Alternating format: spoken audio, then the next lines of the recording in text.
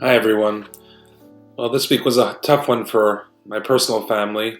My beloved grandfather, my Sabba as we called him, because he was Israeli, was Mr. Zalman Harari, Zalman Mandel ben Avraham Shlomo, of blessed memory, passed away early Monday morning in California. They're burying him in actually 2 hours in California. My parents are there. And so I just want to take the opportunity, if I may, to wish him a farewell, to thank him for his 87 years of wisdom, passion, learning, tzedakah, charity, and all the lessons he left for us. And I must say that Passover, Pesach, was his favorite holiday.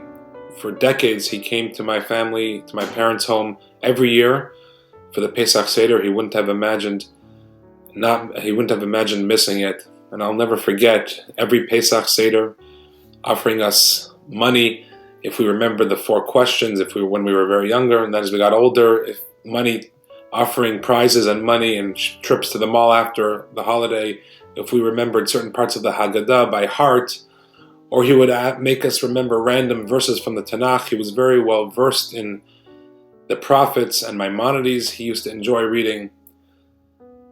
A little bit about him: he was born in Tel Aviv. Eventually, his father died young, and he always spoke of his father whenever he couldn't even finish a sentence without breaking down in tears, remembering his beloved father. And the one thing that he says about his father, Avraham Shlomo, was that he was Ohev Matan Baseter, which is what it says on his tombstone, that he loved to give charity quietly, without fanfare. And my grandfather was like that. He loved doing mitzvot, he loved learning, he was a voracious reader, he was fiercely proud of the state of Israel. He came to America with very little on his back. He met my grandmother in New York. They moved to California, and he started from the ground up. It's a real American success story. He built a wonderful business.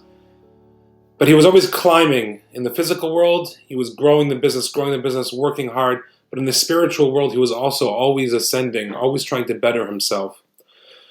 Even his name, I was thinking, Zalman Mandel was his name. Zalman is a really kind of Israeli, proud, strong name. And Mandel, you think of the shtetl, you think of Europe. And he was able to kind of fuse the two worlds, the modern, proud, strong, entrepreneurial Israeli, with the old tradition and the Torah and our heritage stretching back thousands of years to Sinai. He was a beautiful synthesis of the two, growing in both areas, the material and the physical, the material and the spiritual. I'm going to miss you, Sabba. Thank you for the memories. Thank you for the love. I pray that, as painful as it is that my siblings and I were not able to be there for the funeral, how painful it is that we can't be there.